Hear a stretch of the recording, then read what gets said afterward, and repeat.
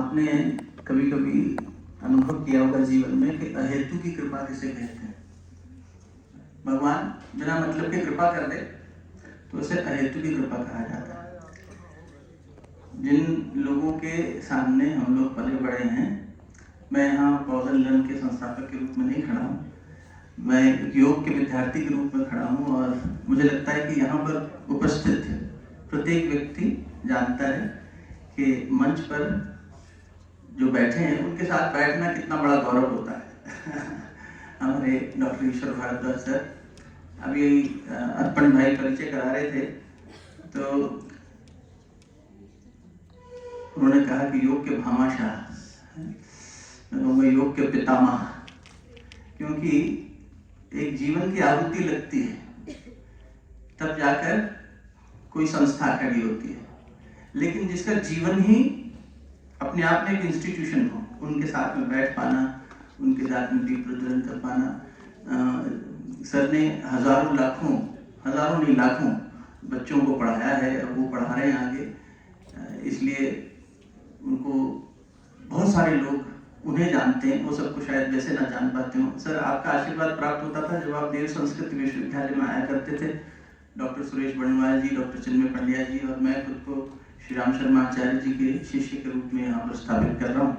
और आदरणीय डॉक्टर ईश्वर भारद्वाज सर का मार्गदर्शन, वहाँ के कोर्स क्यूरिकुलम के डिज़ाइन से लेकर इंस्टीट्यूशन को कैसे चलाना चाहिए वहाँ तक मिलता था। और मंच पर आसीन सभी वरिष्ठ जनों को आप देखिए कि यहाँ जगदीश भी है और यहाँ ईश्वर भी है और यहाँ अवधेश यानी भगवान श्री राम भी है और यहाँ हमारे विपिन सर भी हैं। तो ऐसा मंच जहाँ पर परमात्मा की कृपा बरस रही हो, वहाँ पर उपस्थित हो पाना मेरे लिए वही अहेतु की कृपा है और आप सबके समक्ष आने का अवसर मिला। बहुत बहुत धन्यवाद आपको। मैं बहुत ज़्यादा तो समय नहीं लूँगा, लेकिन यहाँ पर जो विषय है उसके ऊपर ही सीधा आना चाहूँगा कि एक इंटरनेशनल कॉन्फ्रेंस रखी जा रही है। इन्होंने कहा पहला कदम आगे बढ़ा रहे हैं और इंटीग्रेटेड मेडिसिन के रूप में योग को स्थापित करने का प्रयास कर रहे हैं। मुझे लगता है कि पुराने समय में चले जब वैद्य हुआ करते थे, एक राजा जब वैद्य रखा करते थे अपने यहाँ, तो वैद्य का काम बीमारों की सेवा करना नहीं होता था, बीमार न हो ये इंश्योर करना होता था। Am I right? No one should fall sick। अगर एक वैद्य सही काम कर रहा है तो प्रजा में कोई बीमारी क्यों फैल रही है? तो राजा इस बात के लिए वैद्य को नियुक्त करते थे और वैद्य इसलिए हमारे यहाँ ऋषि हुआ करते थे। ऋषि वो जो अनुसंधान करते थे औषधियों के साथ में, मेडिसिन के साथ में, और प्रजा के लिए क्या हितकारी है उसका निर्णय लेकर राजा को प्रस्तावित करते थे। राजा उस हिसाब से आदेश किया करते थे। तो इंटीग्रेटेड मेडिसिन के रूप में योग को सीमित न किया जाए। ये तो जीवन जीने की कला है, बीमारी क्यों पड़े? योग चित्तवृत्ति निरोध, सब जानते हैं, यहाँ पर कोई नई बात नहीं कह रहे। महर्षि पतंजलि ने इतनी सुंदर परिभाषा दे दी। और हमारे यहाँ स्वस्थ अर्थात स्वस्थ कौन है? क्यों साहब, स्वस्थ कौन है? जो स्व में स्थित है वो स्वस्थ है। जो स्व में स्थित है वास्तव में वो स्वस्थ है। एक समय था जब WHO की परिभाषा को हम हेल्थ की परिभाषा मानते थे और वो बहुत सीमित थी। Someone who has not fallen sick is healthy। ये तो कोई परिभाषा नहीं हुई। हो सकता है मानसिक रूप से परेशान है कोई शारीरिक रूप से अभी डायग्नोसिस नहीं हुआ है, शोध नहीं हुआ अभी तक, उसके शरीर पर जांच नहीं हुई, तो कैसे कह दें कि ये स्वस्थ है? बीमार नहीं है इसलिए स्वस्थ है, ये तो ठीक बात नहीं। तो फिर उन्होंने कहा कि अच्छा, शारीरिक रूप से, मानसिक रूप से जो स्वस्थ है, फिर अभी जोड़ा कि सामाजिक रूप से जो स्वस्थ है। समाज में भी जिसकी उठ बैठ अच्छी है, जिसका तालमेल अच्छा है, वो स्वस्थ है।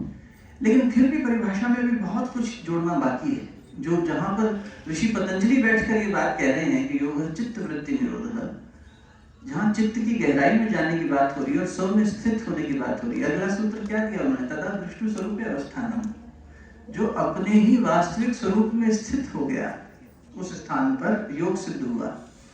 इतनी गहरी जो विधा हो वो एक दवा नहीं है, वो तो आमूलचूल जीवन के जीने की एक शैली है, एक माध्यम है। और उसके लिए एक मनस्थिति बनाना बहुत जरूरी है, एक मनोभूमि बनाना जरूरी है, क्योंकि उस मनोभूमि के अभाव में आज आप देखिए 2015 का आंकड़ा मैं आपको दे रहा हूँ, और कल ही मेरे जीवन में एक दुखद समाचार आया कि मेरे बहुत अच्छे मित्र के बेटे ने आत्महत्या कर ली। 17 साल के बच्चे ने, पुणे के क्षेत्र में, डॉक्टर, पति पत्नी दोनों। आप देखिए कि हम एक विकसित समाज की ओर बढ़ रहे हैं। थोड़ा ध्यान चाहूंगा मैं सब युवा साथियों का, बच्चों ध्यान दो, हम एक विकसित समाज की तरफ बढ़ रहे हैं, because you are the future of tomorrow. हमने जो भी विकास की धारा पकड़ी, ग्रोथ की, आज हम सबके पास पूरी दुनिया हमारे फोन में है। यहाँ बैठे बैठे हम सब कुछ जान सकते हैं, बहुत कुछ कहीं पहुंच सकते हैं, लेकिन भीतर में हम ज्यादा कहीं पहुंच नहीं पा रहे। इस वजह से 2015 का आंकड़ा ये कहता है दुनिया भर का कि हर 40 सेकंड में, every 40 seconds somebody is committing suicide on this planet। 2015, आज तो 8 साल आगे तो और संख्या बदल गई होगी। 40 सेकंड का मतलब ये हुआ कि आप और हम 2 मिनट साथ में हैं तो 3 people on this planet are choosing to die। वो किसी एक्सीडेंट में, अकाल मृत्यु में नहीं जा रहे, वो किसी नेचुरल कैलामिटी में नहीं जा रहे, आपदा में नहीं जा रहे, वो किसी बीमारी से नहीं मर रहे, they are choosing to die। प्रतिदिन कितने लोग हुए? कोई गणित में बड़ा तेज हो तो लगाओ हिसाब, 2 मिनट में 3 लोग जाने का सोच रहे हैं, तो 60 मिनट में कितने हो गए? 60 मिनट तो सोचो, नहीं 90 हो गए ना, 30-90 लोग हुए, 1 घंटे में 90 लोग मर रहे हैं, by choice, not by compulsion.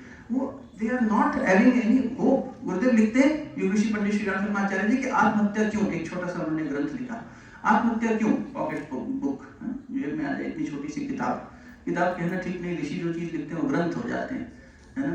इन महापुरुषों द्वारा लिखी गई योग की किताबें आज हम पढ़ रहे हैं, ये ग्रंथ है अपने आप में, जो इनकी लेखनी से निकले, इनके जीवन के शोध से निकले, अनुभव से निकले, उसको पीढ़ियां पढ़ रही हैं, कोर्स करिकुलम डिजाइन हो रहे हैं, तो वो ग्रंथ हो जाते हैं अपने आप में। तो गुरुदेव लिखते हैं उस ग्रंथ में आत्महत्या क्यों है कि देखो, ये व्यक्ति के जीवन में अब ये आशा भी नहीं रही कि भगवान भी आगे कोई चमत्कार कर देगा। इतना निराशा आ गई कि वो व्यक्ति जीवन को आगे बढ़ाने में अब सक्षम नहीं महसूस कर रहा खुद को। और वो व्यक्ति की एवरेज आयु कितनी है, ये जो आंकड़ा है हर 2 मिनट में 3 लोगों की आत्महत्या का, इसमें एवरेज एज है 35 ईयर्स, यानी एज यंग एज 15-17 साल का बच्चा, एज हाई एज 45-50 ईयर्स का व्यक्ति। और ये पढ़े लिखे समाज के आंकड़े ज्यादा हैं, जहाँ शिक्षा पहुंची है, ये निरक्षर लोग नहीं है, ये पढ़े लिखे बच्चे हैं, पढ़े लिखे लोग हैं, इनके पास नौकरी है, पैसा है, पद है, प्रतिष्ठा है, लेकिन जीवन जीने में कहीं एक भारी चूक हो रही है, मूलभूत चूक हो रही है।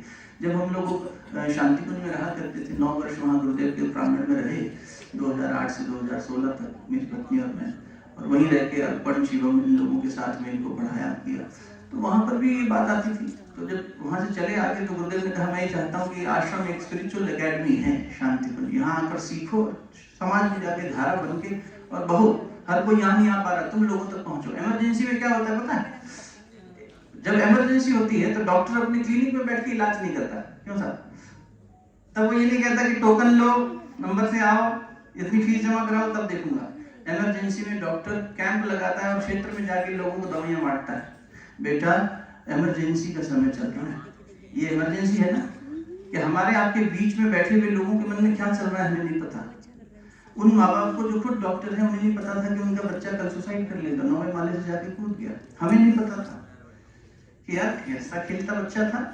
कहीं ना कहीं भारी चूक हो रही है संबंधों में, जीवन के जीने में, हमारी समझ में, हमारी सोच में, हमारी उसी मनोभूमि में जिसकी ओर मैं संकेत कर रहा था, जिसे महर्षि पतंजलि कहते हैं कि क्षिप्त, विक्षिप्त और मूढ़, ये 3 मनस्थितियां काम नहीं आएंगी।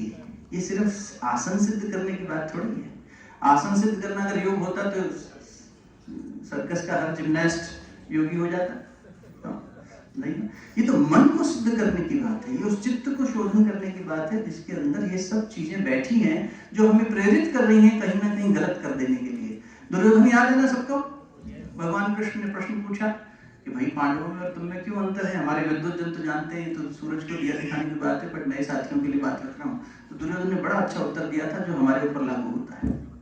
अपना अपना मूल्यांकन ईमानदारी से करके देखिए। दुर्योधन का उत्तर क्या था? जानामि धर्मम न चमेव प्रवृत्ति, जानामि अधर्मम न चमेव निवृत्ति, केनपि देवेन हृदय स्थितेन यथा नियुक्तो अस्मि तथा करोमि। हे कृष्ण, मैं जानता हूं सत्य क्या है, धर्म क्या है। जानामि धर्म न च मे प्रवृत्ति, मैं चल नहीं पाता उसमें, मैं जानता हूं सही क्या है। आप और हम सब जानते हैं, हमें कोई बताए भाई साहब ये करना गलत है, वो करना सही, अरे पता है हमें मत समझाओ। क्यों? अहंकार स्वीकार नहीं करता। कितनों को पता है कि गुस्सा करना अच्छा नहीं है, पर हम सब गुस्सा कर देते हैं। सबको पता है झूठ बोलना ठीक बात नहीं है, हम सब बोल देते हैं। सबको पता है आलस्य प्रमाद हमारे लिए तामसिकता बढ़ा रहे हैं, हम सब कर रहे हैं। कहीं मूल परिवर्तन लाने की आवश्यकता है। इसलिए हम नाम जब चिंतन किया तो गुरुदेव ने प्रेरणा दी, पॉज एंड लर्न, ठहरो और सीखो। पहले ठहरो, बहुत तेज भाग रहा है, इतनी तेज भाग रहा है बेटा, दिशा तो देख ले। गांधी जी कहा करते थे, Mankind is running very fast but unfortunately in the wrong direction. Martin Luther king junior, जो गांधी जी से प्रेरित होकर अहिंसा का सूत्र लेकर गए भारत आकर, नेल्सन मंडेला की तरह, जिन्होंने ब्लैक अमेरिकन्स के लिए आवाज उठाई, उनका कहना था, we have guided missiles but misguided man. हमने मिसाइल गाइड करनी सीख ली, पर इंसान को गाइड करना नहीं सीखा अभी तक। इसकी आवश्यकता है, इस दवा की आवश्यकता है। जब ये दवा हम लोगों के बीच में डाल दे पाएंगे तो वो संजीवनी का काम करेगी।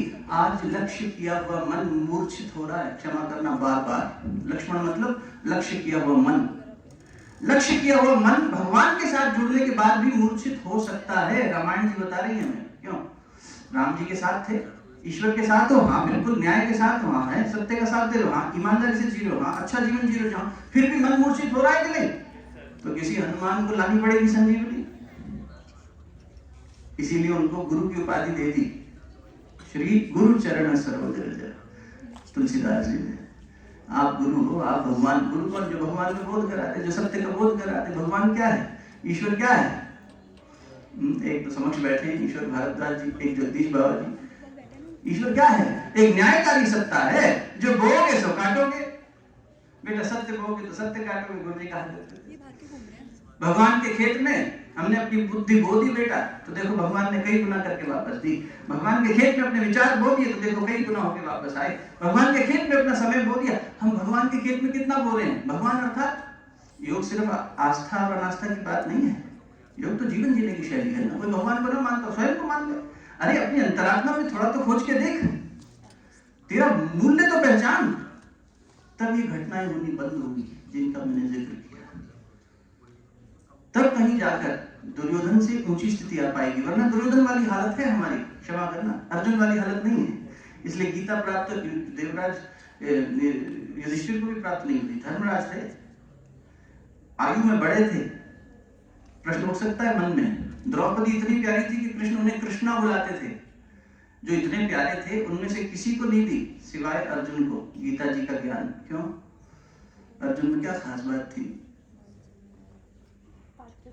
कि उसको श्रेष्ठतम स्थापित करने के लिए द्रोणाचार्य से कह दिया एकलव्य का अंगूठा मंगवा लो, क्योंकि ये कौरवों के साथ लड़ेगा, इसलिए जरूरी है। तो कृष्ण के कहने पे द्रोणाचार्य ने अंगूठा मांग लिया, वरना ऐसा गुरु दक्षिणा कोई क्यों मांगेगा कि अपने शिष्य का नुकसान हो। नहीं, धर्म की स्थापना के लिए आवश्यक है, इसलिए द्रोणाचार्य ने ऐसी बात करी।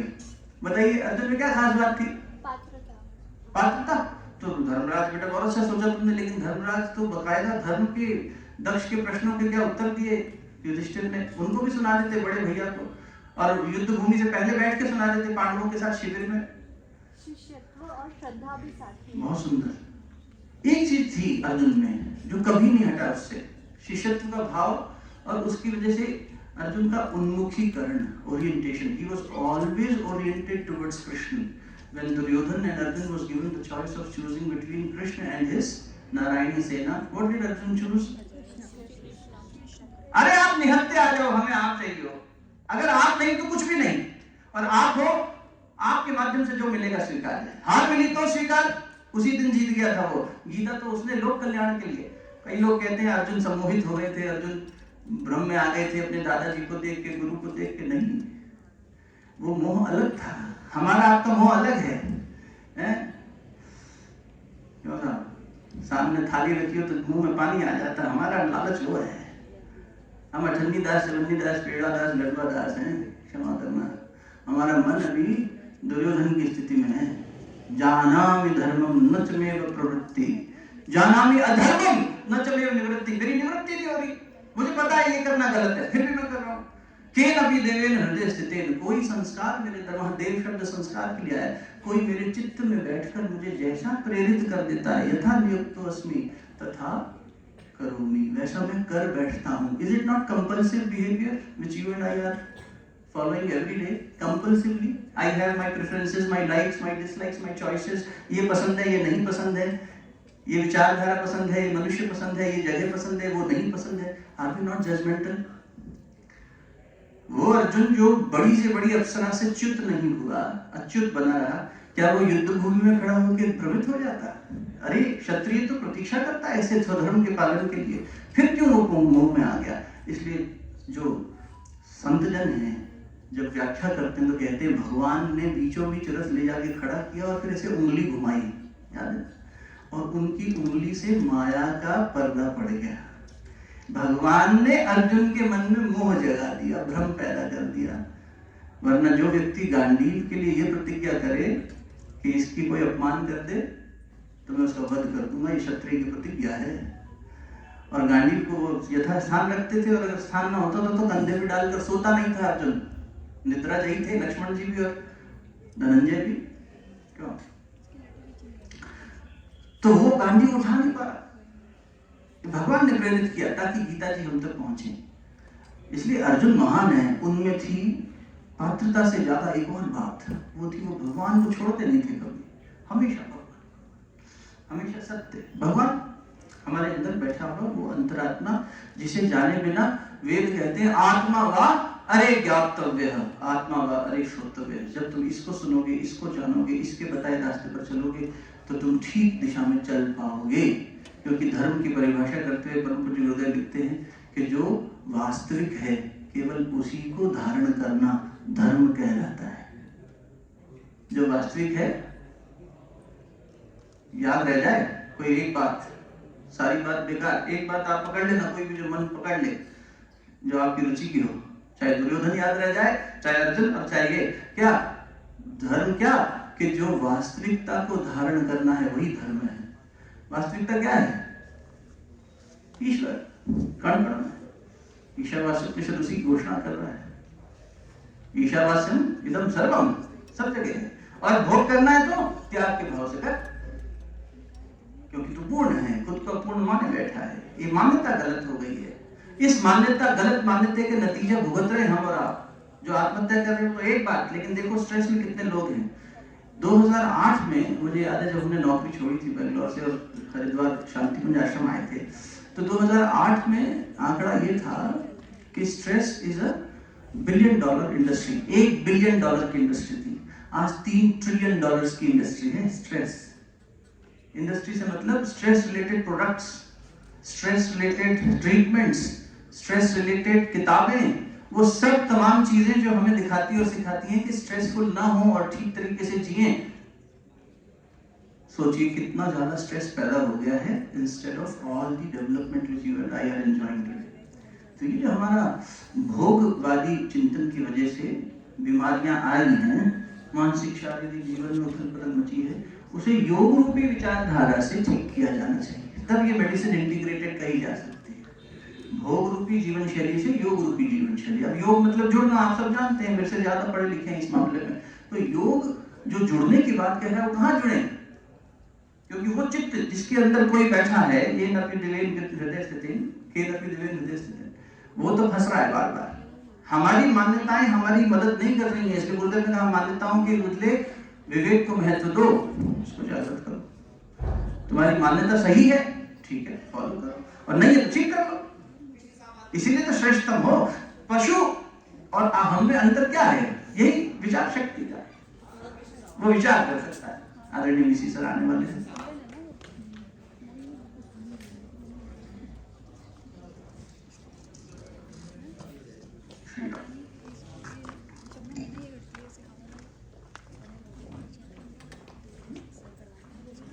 चलिए ठीक है, आदेश भाई कंटिन्यू करें। चलिए समय की गरिमा का ध्यान सर आइए। जोरदार तालियों के मध्य स्वागत का क्रम चलना चाहिए। आज हम सभी इतने भाग्यशाली महसूस कर रहे हैं परमादरणीय वाइस चांसलर सर की उपस्थिति। मुझे लगता है कि आज ये कॉन्फ्रेंस सर की उपस्थिति से, सर के ऊर्जा से, सर के प्राण की अनुभूति से मुझे लगता है कि एक ऐसी ऊंचाई को प्राप्त कर चुकी है जो योग के इतिहास में निसंदेह स्वर्णिम अक्षरों से अंकित की जाएगी। हम सभी के बीच में आदरणीय वाइस चांसलर सर आ चुके हैं। मैं चाहता हूँ जोरदार तालियों के साथ स्वागत कीजिए सर का। मैं अपनी टीम से अनुरोध करूंगा, सर्वप्रथम माल्यार्पण का कार्यक्रम कराएंगे। सुनने का क्रम में हमारे बीच में चलेगा, क्योंकि कॉन्फ्रेंस है। मैं थोड़ा सा रिकैप करा देता हूँ आदरणीय वीसी सर को। सर अष्टांग योगालय के तत्वाधान में आयोजित ये प्रथम अंतर्राष्ट्रीय योग के इंटीग्रेटेड मेडिसिन के होने के ऊपर कार्यशाला आयोजित की जा रही है, जो योग स्पोर्ट्स फाउंडेशन, योग शिक्षक संघ, एसके योगा और अन्य प्रतिष्ठित संस्थानों के सहयोग से साथ में आपके वरद हस्त के कारण ही संभावित हो पा रही है। हरिद्वार ऐसी धरती नहीं है जो पिछले कई वर्षों से अपने नित नए नवीन कार्यों के कारण से योग के इतिहास में स्वर्णिम अक्षरों से अपना स्थान अंकित कराती रही है। इवन कई हजार वर्षों से ये क्षेत्र बहुत ऊर्जावान रहा है। ऐसे क्षेत्र में आज ये एक और नया इतिहास, एक ऐसा कार्यक्रम जिसे लगभग एवरेज आयु 30 वर्ष से कम के बच्चों ने करा के एक इतिहास रच दिया। एक बार जोरदार तालियां बजाने चाहिए।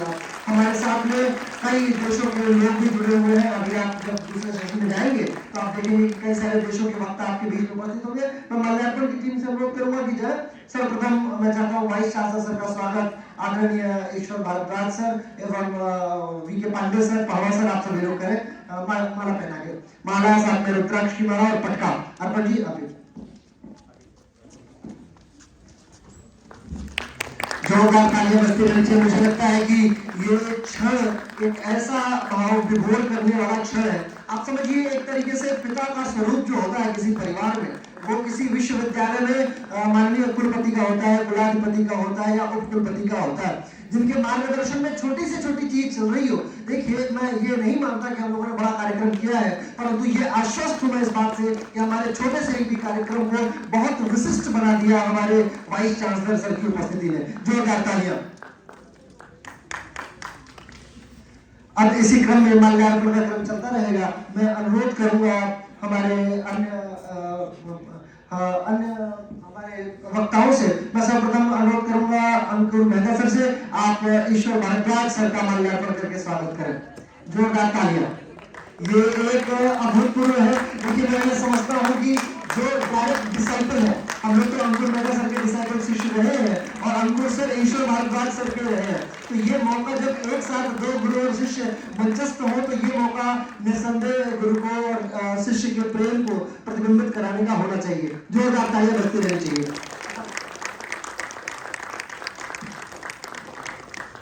मैं अनुरोध करूंगा वीके पांडे सर का स्वागत करेंगे आदरणीय पावा सर। एक बार जोरदार तालियां बजाइए। ये क्रम जो है, देखिए स्वागत समारोह का मतलब ये होता है कि आपके आशीर्वाद से हमारी पीढ़ियां अभी संचित हो रही है। योग की तमाम पीढ़ियां इस क्रम में जिस विधा को प्राप्त करेंगी, जिस ज्ञान को प्राप्त करेंगी, जिस सौहार्द को प्राप्त करेंगी और जिस नए अन्वेषण की तरफ जो रुख करेंगी, वो मुझे लगता है कहीं ना कहीं एक सौंदर्यकारक परिविधा को प्रतिबिंबित करेगा। जोरदार तालियां। ये एक अभूतपूर्व क्षण हम सभी के मध्य में चल रहा है। स्वागत समारोह का कार्यक्रम मैं अनुरोध करूंगा आदरणीय वीके पांडे सर से कि आप अंकुर मेहता सर का माल्यार्पण करके स्वागत करें। सर थोड़ा सा आपको आगे जाना पड़ेगा क्योंकि मंच हमारा जैसा भी है, थोड़ी यात्राएं करनी पड़ सकती है। एक बार जोरदार तालियां बजाइए।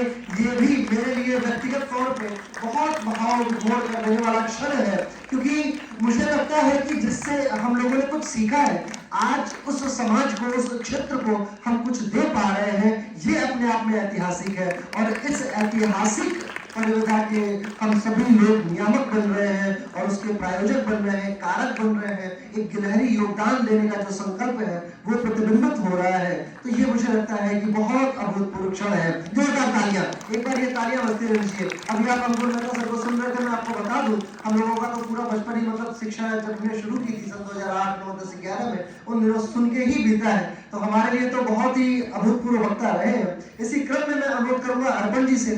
अर्पण जी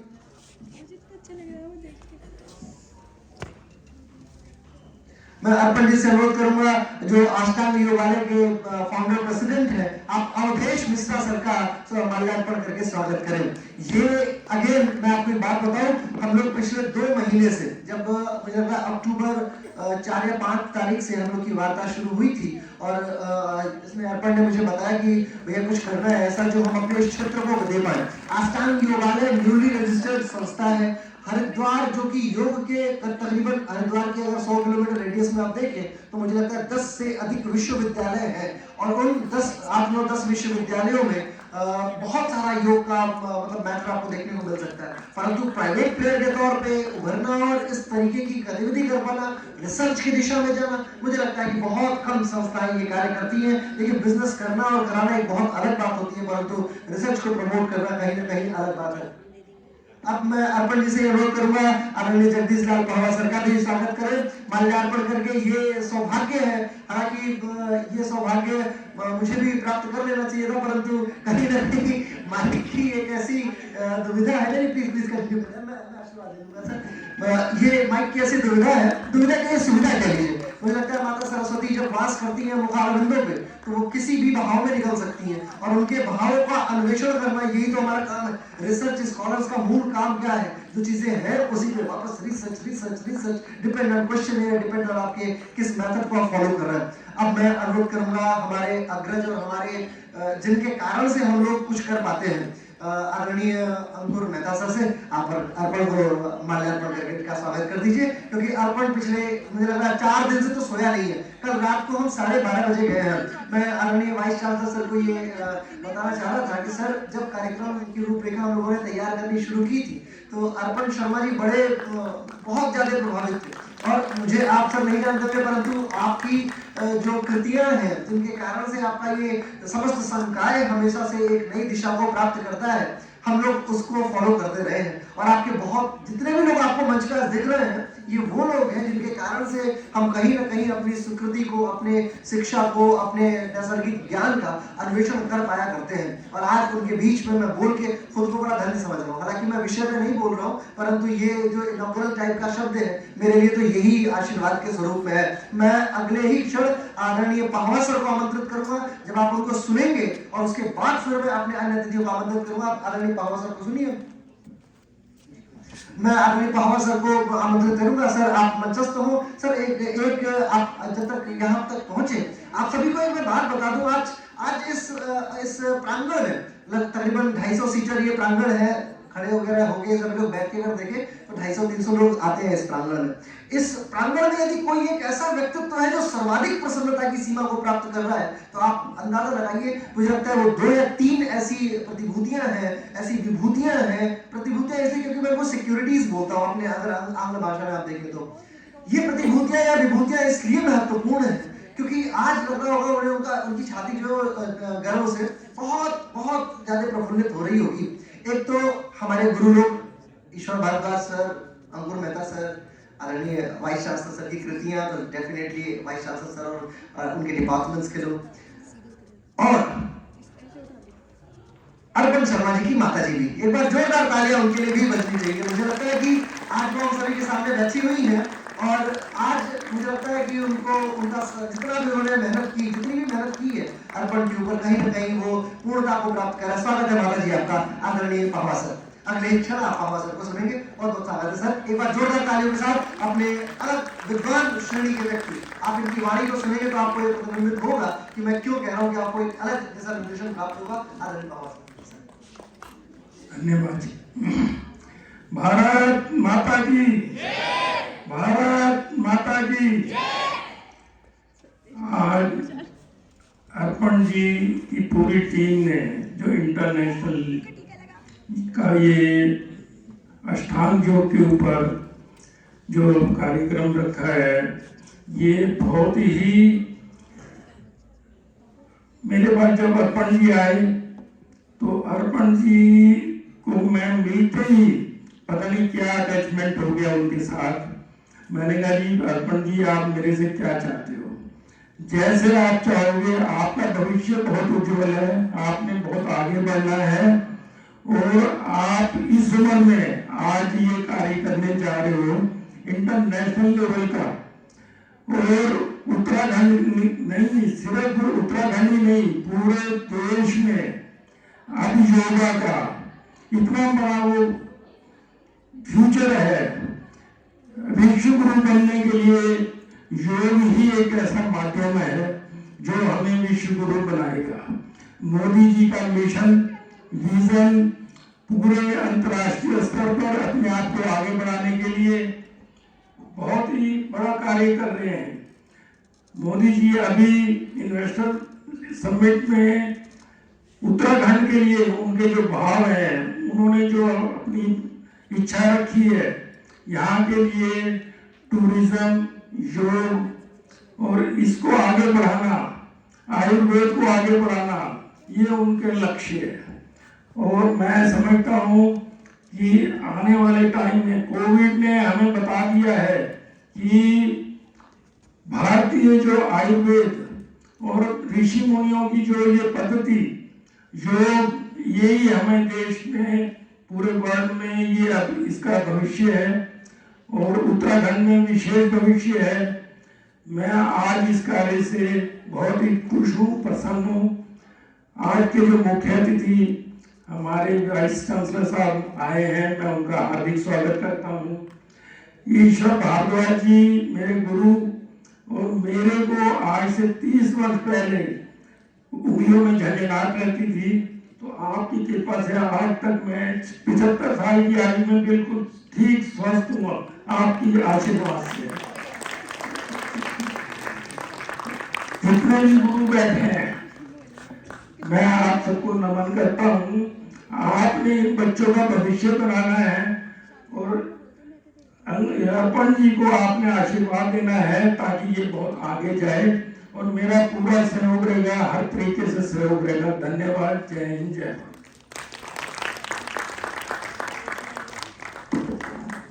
बहुत ही सारगर्भित शब्दों में सर ने अपनी बातें कही, और मुझे लगता है कि वास्तविकता है कि अभी मेरे पास कुछ संदेश आ रहे थे। अभी थोड़ी देर में प्रोजेक्टर चलेगा तो आप लोग सुनिएगा। विदेशों से भी बहुत सारी शुभकामनाएं आई हैं, और शुभकामनाओं का क्रम मुझे लगता है कि अर्पण जी ने और बाकी जो भी टीम है हमारी, सबने बहुत सारा कार्य किया है। इवन सिर्फ अर्पण सर ही क्यों, मैं अनुरोध करूँगा सर, आप सभी को मैं बताना चाहूँगा, हमारी कल्चरल प्रोग्राम की बच्चियाँ बैठी हुई हैं। आदरणीय त्रिपाठी सर, अभी थोड़ी देर पहले बच्चियाँ जो है वो उत्तराखंड की संस्कृति को प्रदर्शित कर रही थी पहाड़ी नृत्य के माध्यम से। अभी दीप योग का कार्यक्रम और ऐसे बहुत सारे कार्यक्रम, यानी कोई भी कार्यक्रम पूर्णता को प्राप्त कर रहा है तो उसमें टीम वर्क जो है वो कहीं ना कहीं एक नई दिशा में जाता है। इसी क्रम में मैं आमंत्रित करना चाहता हूँ आदरणीय अवधेश मिश्रा सर को, और उसके बाद अगले वक्ताओं का क्रम चलता रहेगा। एक बार जोरदार तालियां बजा के स्वागत कीजिए अवधेश मिश्रा सर का।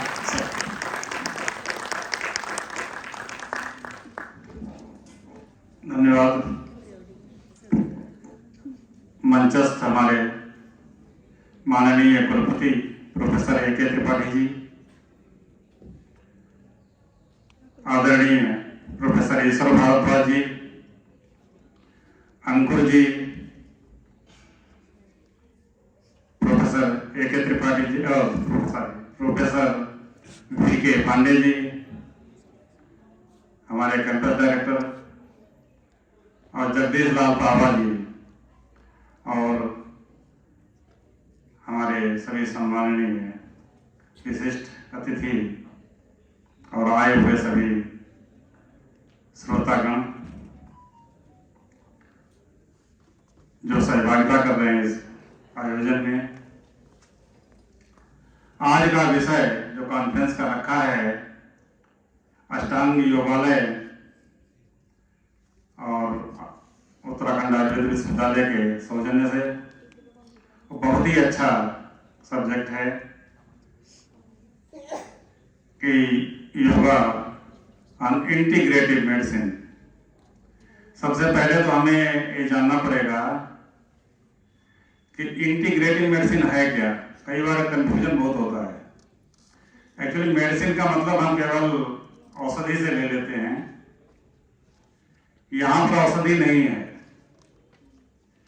मेडिसिन का तात्पर्य यहाँ पर है चिकित्सा पद्धतियों से है कि चिकित्सा या स्वास्थ्य में इसका क्या योगदान हो सकता है।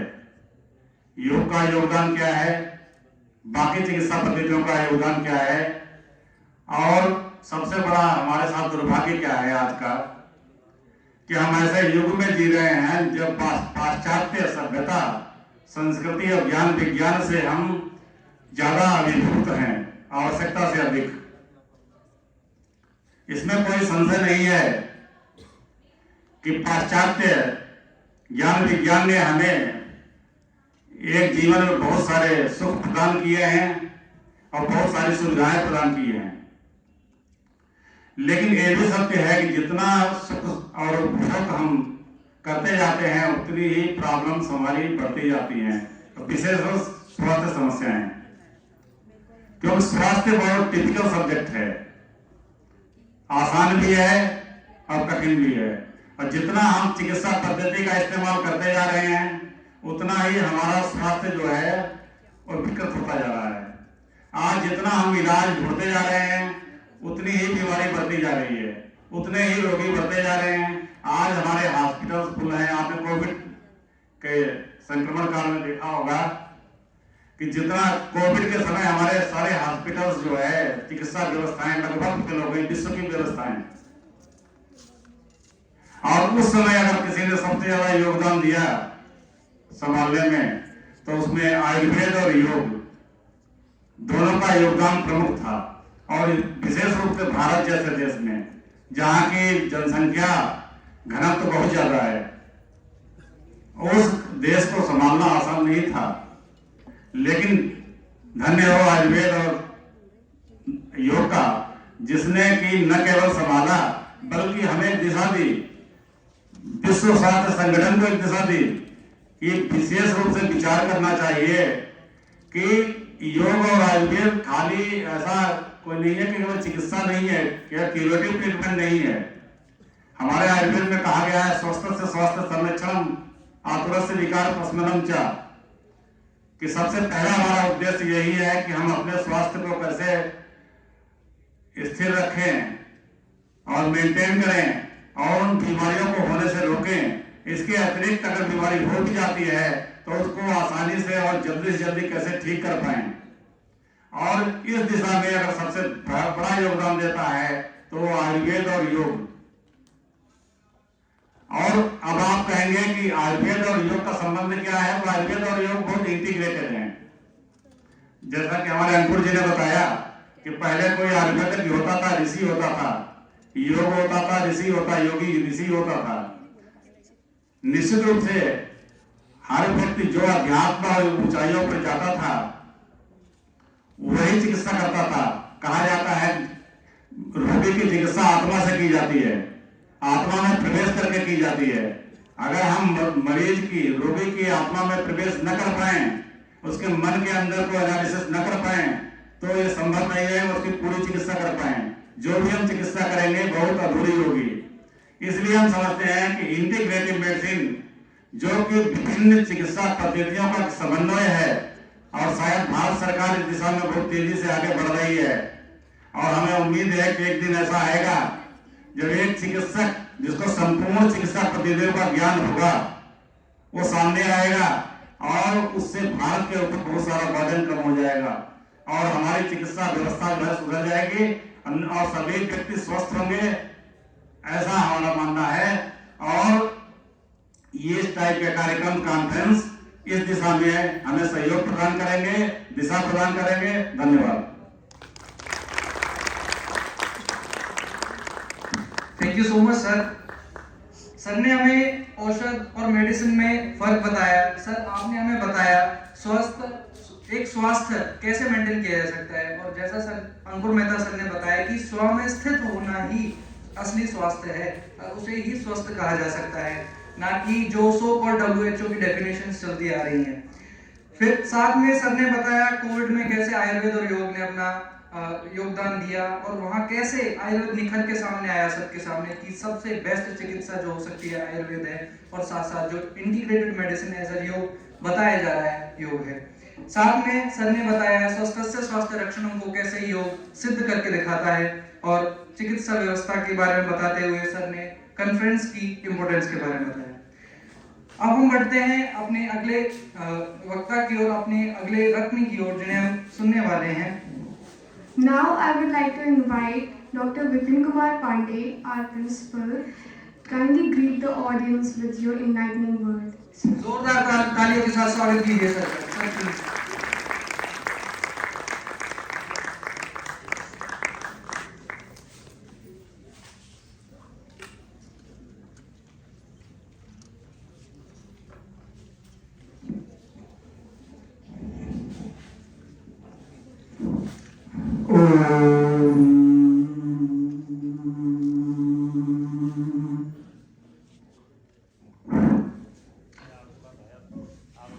मुझसे पूर्व वरिष्ठ हमारे जो योगाचार्य हैं, उन्होंने समस्त ज्ञान पहले ही योग के बारे में आप लोगों को दे दिया है।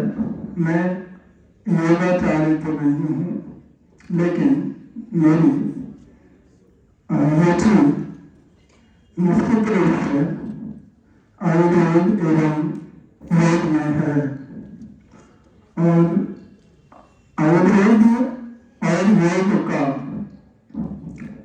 आपस में महत्वपूर्ण संबंध है, क्योंकि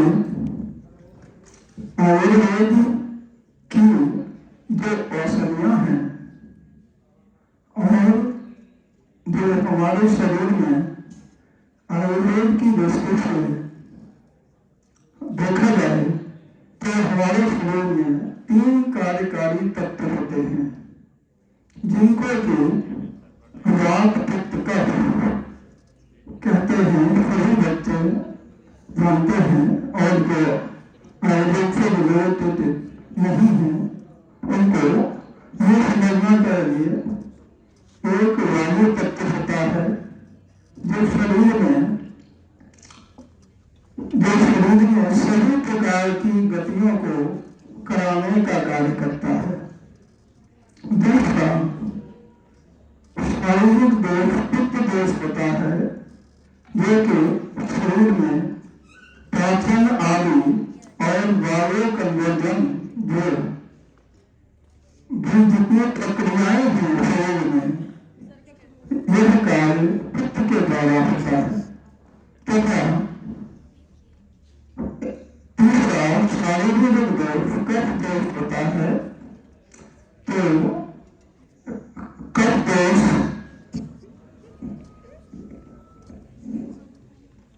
कफ दोष हमारे शरीर में बल प्रदान करता है, और हमारे रोगों से, हमारे शरीर में होने वाले रोगों से हमारी रक्षा करता है। क्योंकि कफ दोष सबसे ज्यादा मात्रा की दृष्टि से और क्वालिटी की दृष्टि से ज्यादा होता है हमारे शरीर में। तो जैसा कि हम स्वस्थ रहने के लिए आयुर्वेद में कहा गया है कि जब तक तीनों दोष अपनी प्राकृत अवस्था में शरीर में रहते हैं, तब तक वह हमारे शरीर की सामान्य प्रक्रियाओं को कराते हैं, और जैसे ही उनमें जो प्राकृत दोषों में अगर एक दोष विकृत होता है तो ट्रीटमेंट करना आसान होता है। 2 दोष विकृत होते हैं तो कठिनता बढ़ जाती है, और तीनों दोष जब विकृत हो जाते हैं तो यह बहुत ही कठिन अवस्था होती है। तो तीनों दोषों के द्वारा उत्पन्न हुआ रोग जल्दी नहीं ठीक होता है। मैं आपको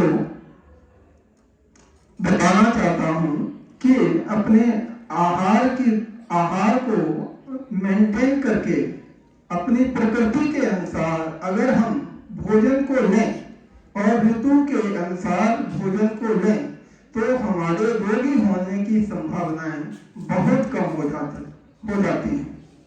और आयुर्वेद में सभी की रुचि बहुत बढ़ रही है इस समय, और मैं इन्हीं शब्दों के साथ मैं अपनी वाणी को विराम देता हूँ। धन्यवाद।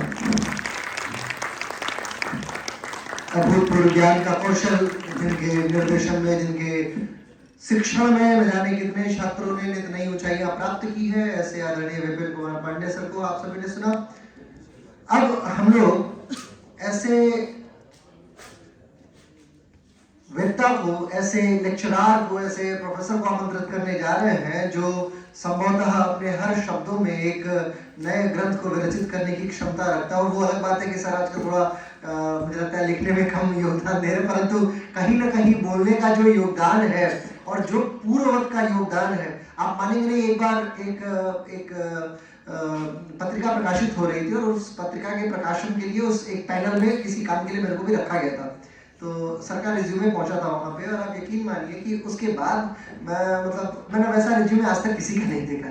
मुझे लग रहा तकरीबन कुछ नहीं तो वो पूरी पोर्टफोलियो थी, जैसे एक प्रोफाइल देखते हो ना, बहुत बड़ी सी प्रोफाइल। ऐसे प्रोफाइल के धारक परम आदरणीय, परम सम्मानित प्रोफेसर डॉक्टर ईश्वर भारद्वाज सर, जोरदार तालियों के साथ स्वागत कीजिए हमारे अनन्य विद्वान। और मुझे लगता है कि एक बार कहीं ना कहीं इनके सम्मान के लिए आप सभी लोग अपने स्थान पर खड़े हो जाएं, क्योंकि ये सम्मान ही है जो हमारे गुरुदेव के लिए है।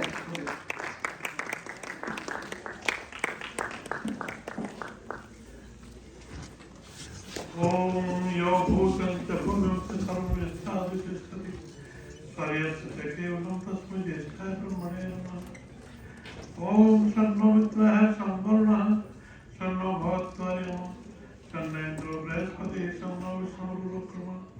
नमो ब्रह्मणे नमस्ते वायो त्वमेव प्रत्यक्षं ब्रह्मासि त्वामेव प्रत्यक्षं ब्रह्म वदिष्यामि त्वं वदिष्यामि सत्यं वदिष्यामि कर्मामोऽस्तु तद्वक्तारमोऽस्तु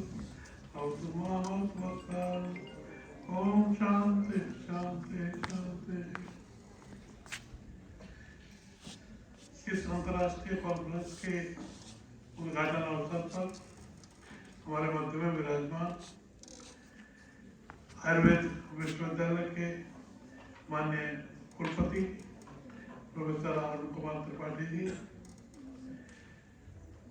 इस गुरुकुल कैंपस के campus director professor Pandey ji, Sanskrit के अध्यक्ष डॉक्टर अवधेश जी, सामाजिक कार्यकर्ता के रूप में जौहरपुर हरिद्वार में वर्षों से कार्य कर रहे हैं, साथ ही व्यापारी भी हैं।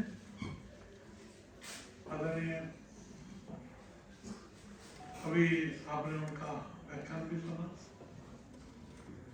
जगदीश पावा जी, प्रिय अंकुर मेहता जी, प्रिय अर्पण जी, शिवम मिश्रा जी, मेरे सम्मुख विराजमान इस कैंपस के टीचर्स, बाहर से आए हुए अभ्यागतगण, मेरे प्रिय विद्यार्थी, ये एक अवसर है जब आप सब लोगों के दर्शन करने का मुझे सौभाग्य प्राप्त हुआ है। और इतने लोगों का एकत्र मिलना संयोग से होता है। ये कॉन्फ्रेंस उसका संयोग है और परमात्मा की असीम अनुकंपा है कि हम और कुछ ऐसे नए व्यक्तियों से भी मिल रहे हैं जो पहले नहीं मिले। इसके लिए मैं उसका आशीर्वाद ही रखूंगा। समन्वित चिकित्सा पद्धति के रूप में हम योग को, आयुर्वेद को लेते हैं। उसमें दोनों का ही उद्देश्य समान ही है। बस आयुर्वेद में चिकित्सा के लिए औषधियों का प्रयोग है। उद्देश्य ये अभी जो बताया, स्वस्थ से स्वास्थ्य रक्षण, आतुरस्य विकार प्रशमनते। 90% तो स्वस्थ से स्वास्थ्य रक्षण की बात की जाती है। आयुर्वेद की और योग की ये समान स्थिति है।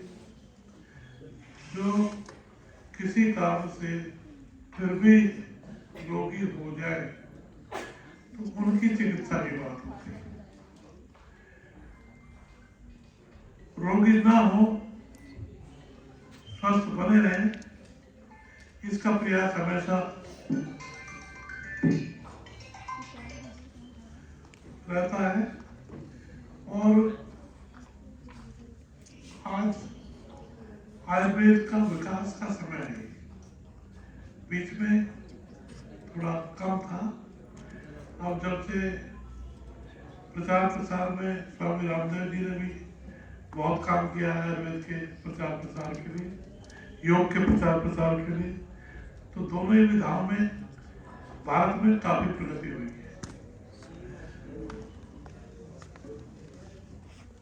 पहले आप देखिए कि हमने जब मास्टर डिग्री का कोर्स शुरू किया तो दाखिला लेने वाला कोई नहीं था। मुश्किल से 3 कैंडिडेट, उनमें रामदेव जी के साथी भी थे। वो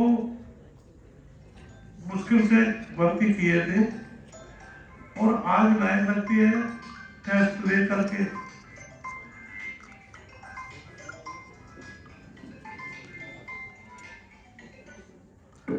अभी थोड़ी देर में कार्यक्रम हो।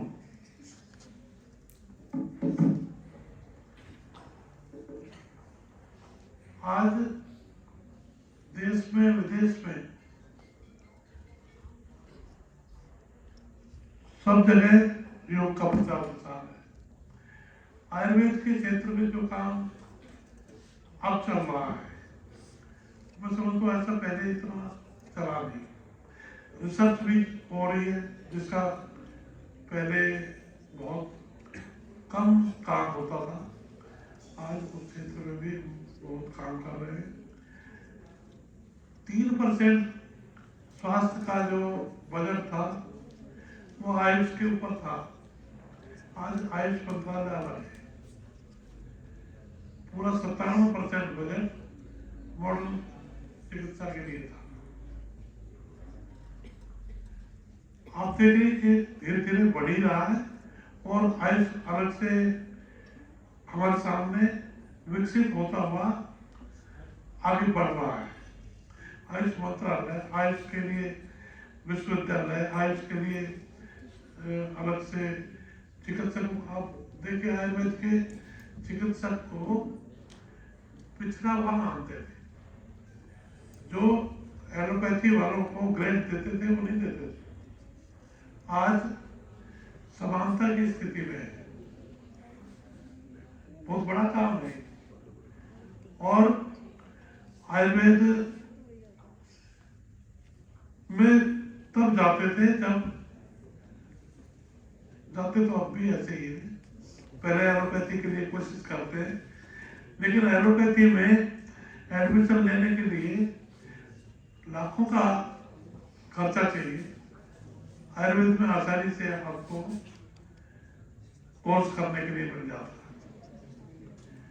समानता आती जा रही है। अब हम उसको मेंटेन करके रखें, ये हमारी जिम्मेदारी है।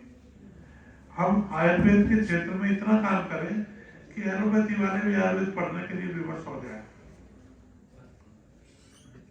ऐसे योग के क्षेत्र में हम केवल उसको जीविकोपार्जन का साधन ना माने, उसको निष्ठा पूर्वक अपनाएं भी और दूसरों को अपनाने के लिए भी प्रेरित करें। योग केवल चिकित्सा या केवल शरीर से संबंधित नहीं है। पहले तो योग दर्शन है और दर्शन का उद्देश्य होता था कैवल्य या मोक्ष की प्राप्ति। तो महत्व उद्देश्य है। हमारे जो 4 पुरुषार्थ हैं उनमें से एक है और अंतिम पुरुषार्थ है और सबसे श्रेष्ठ कहा गया है धर्मार्थ काम मोक्ष। हम जीवन में केवल कामनाओं को लेकर के जीते हैं। जब कामनाओं की कुछ पूर्ति होती है, कामनाओं के लिए हम धन का संचय करते हैं, तो अर्थ और काम यही जीवन में प्रधानता रहती है। धन कमाए, उससे कामनाओं की तृप्ति कर लें। जब इनमें कुछ मन भरता है तो सोचते थोड़ा सा धर्मार्थ काम कर ले, चौथे तक तो कोई सोचता ही नहीं, सोचते इसी में मरते मरते भी ये और हो जाता तो और अच्छा होता। ये नहीं कि आज भी जो योग कर रहे हैं और मोक्ष के लिए कर रहा है, सब अपना कामनाओं की पूर्ति के लिए, धन संचय के लिए, इससे ज्यादा नहीं है। तो हमें अंतिम लक्ष्य मोक्ष तक की प्राप्ति के लिए प्रयास करना और यहाँ रहते हुए मनुष्य को जो मूल आवश्यकता है, रोटी कपड़ा मकान ही होती है, और वो जो योग में आया है वो इनके बिना नहीं रहता। परमात्मा उसका साथ देता है और उसको इस चीज की कोई कमी नहीं रहती। बाकी कोई कहे तो मुकेश अंबानी बन जाऊं, वो तो बड़ा मुश्किल है। बन तो सकते हैं, रामदेव जी को देखो, 50,000 करोड़ का टर्नओवर,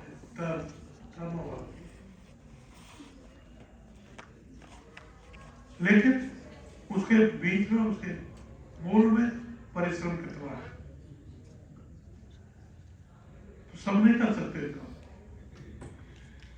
आज अगर कोई योग की शरण में आया है तो भूखा तो मरेगा नहीं, निश्चित है। अगर कर लिया है निष्ठा पूर्वक, और अगर किसी की निष्ठा नहीं है तो वो चाहे उसको हम अमृत का घूंट पिला दें तो भी भूखा ही मरेगा। मैंने खुद अपने जीवन में अनुभव किया, मैं धन के पीछे कभी भागा नहीं, क्योंकि मुझे कोई कमी नहीं, ना कभी तब थी जब मैंने इंस्पेक्टर के रूप में शुरू किया था, ना तब कभी आज कभी है, क्योंकि उस उद्देश्य को लेकर मैं चला ही नहीं। तो परमात्मा की कृपा तब होती है जब आप मन से काम करते हैं, और योग आपको उस मन के ऊपर नियंत्रण करना, मन को उचित दिशा में लगाना और मन को जग कल्याण के लिए लगाना, वो सब सिखाता है। दैनंदिन जीवन आपका कैसा हो, सुबह से रात तक की आपकी जीवन यात्रा कैसी है, जब आप शाम को सोए तो विचार करें कि हमने आज दिन में जो किया है वो अच्छा ही किया है या कुछ गड़बड़ भी की है, आगे से वो नहीं कर पाए। अगर आपने अपने आप को मूल्यांकन करना सीख लिया तो आप योग के क्षेत्र में आगे बढ़ जाए।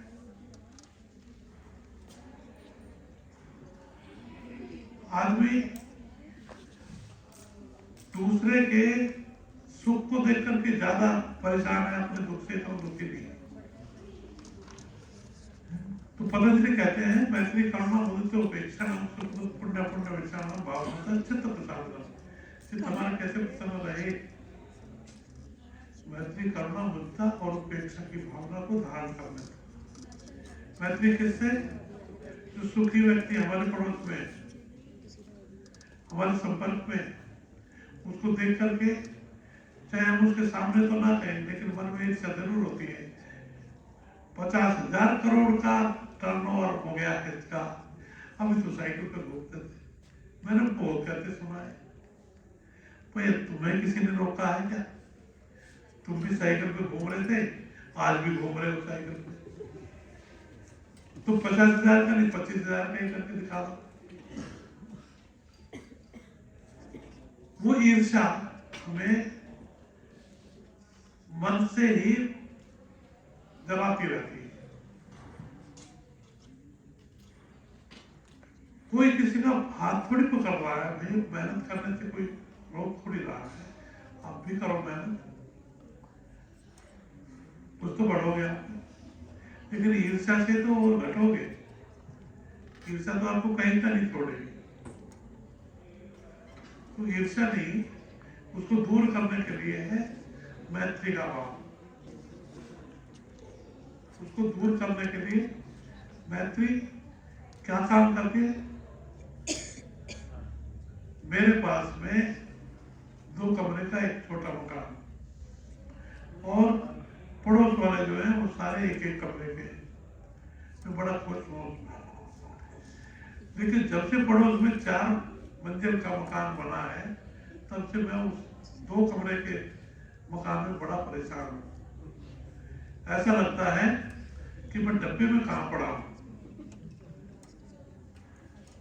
मेरे पास में छोटी गाड़ी 800 मारुति और पास में आके जो ऑडी खड़ी हुई है, जब से ऑडी खड़ी हुई है तब से वो डब्बा दिखने लगा। बड़ा चैन था पहले, वो चैन खत्म हो गया। ये सारी स्थिति हम सबकी है। हम इसको कैसे दूर करें, इसका उपाय है। क्योंकि मित्रता जिससे होगी उसका सुख भी और दुख भी वो हमारा होगा, वास्तव में अगर होगी। आज वाली दिखावटी मित्रता नहीं। जब लग पैसा गांठ में तब लगता खोया। मित्रता वास्तव में क्या है? जो मित्र के सुख को बढ़ाने का काम करे, मित्र के दुख के निवारण का काम करे, जो उसको अच्छे रास्ते में चलने के लिए कहे, जो उसको बुरे रास्ते से हटाने का काम करे, जो हर समय उसका चिंतन करे, उसके छोटे दुख को बड़ा मान के उसका निवारण करने की कोशिश करे, जो अपने दुख को भूल जाए उसके दुख के सामने, वो है मित्र। अन्यथा सब दिखावा है। तो वो मित्रता का भाव जब आ जाएगा तो ऑडी जो खड़ी है वो भी हमें अपनी लगेगी। जो मकान बनाया है 4 मंजिल का वो भी अपना ही लगेगा और हमें उससे कष्ट नहीं होगा। हम अपने उसी 2 कमरे के मकान में 800 में ही खुश रहेंगे। मित्र का भाव हमने रखा है तो उससे ईर्ष्या नहीं होगी। तुलसी कहते हैं जो जेल मित्र तो खोई दुखारी तिनहि विलोकत पातक पाली निज दुख गिरि सम रज कर जाना मित्र के दुख रज मेल कमा। तो ये मैत्री का भाव कहां से आता है? ये योग के जीवन से आता है। योग का जब जीवन जिएंगे तो हम, वेद कहता है सर्वाणि भूतानि मित्रस्य चक्षुषा सर्वाणि भूतानि समीक्षे। मित्र की दृष्टि से सारे प्राणियों को देखो, केवल मनुष्य नहीं, सब प्राणियों के प्रति मित्र का भाव। तो जो मित्रता का भाव है वो हमें ऊपर उठाता है, वो हमें स्वार्थ से ऊपर उठाता है। दूसरा था करुणा का भाव, दुखी के प्रति करुणा, जो हमें थोड़ा बहुत तो आती है, कई बार नहीं भी आती। वो जो करुणा है वो करुणा का जल हमारे अंदर के अंतस को धो करके साफ कर देता है, निर्मलता आ जाती है। और परमात्मा कहते हैं निर्मल मन होना चाहिए। अगर मुझे पाना चाहते हो तो मन की निर्मलता जरूरी है। बालक मन को इसलिए परमात्मा का स्वरूप कहा जाता है कि वो निर्मल होता है। उसको तो हम बाद में सिखाते हैं धीरे धीरे, छल प्रपंच, बच्चा तो सीधा होता है। लेकिन जब पड़ोस में आके कोई पूछता है मुझे कर्ज लेना था भाई, मैं पूछ जाके उससे कोई पापा है घर में, पापा ने देख लिया फला है, तो कहता बेटा कह दो पापा घर पे नहीं है। वो जा कहता पापा ने कहा पापा घर पे नहीं है। उसको समझाया जाता है ऐसा नहीं कहते, ये नहीं कहना पापा ने कहा है, बता दो पापा है नहीं घर में। तो हम सिखाते धीरे धीरे, वो हमारे से ज्यादा छवि को हो जाता है। इसलिए पीढ़ी जो आ रही है ना नई, वो पुरानी पीढ़ी से और ज्यादा चतुर होती जा रही है।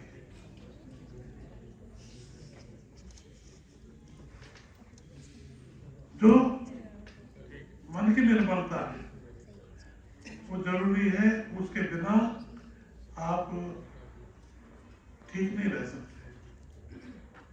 लेकिन आज सबसे बड़ी समस्या ये है, और वो समस्या स्ट्रेस के रूप में आ रही है। स्ट्रेस की स्थिति ये है कि आज लगभग 70% लोग स्ट्रेस में जीते हैं। हम बैठे ना बहुत सारे, हम भी स्ट्रेस में जीने वाले हैं, क्योंकि स्ट्रेस रहित होना बड़ा कठिन काम है। किसी को एग्जाम का स्ट्रेस है, किसी को रोटी कमाने का स्ट्रेस है, कोई व्यापार में स्ट्रेस है, कोई अपना जहाँ नौकरी कर रहा वहाँ स्ट्रेस है, अधिकारी को स्ट्रेस है, कर्मचारी को स्ट्रेस है। बची कौन सी जगह? परमात्मा की शरणागति में चला गया, उसको स्ट्रेस नहीं बोलता। उसके लिए चाहिए निर्मल मन, और निर्मल मन को निर्मल करने का उपाय क्या है? सरल भी है और कठिन भी है। मन सत्य शुद्धति, मन सत्य के द्वारा शुद्ध होता है। सत्य का आचरण करना शुरू करेंगे, शुद्ध हो जाएगा।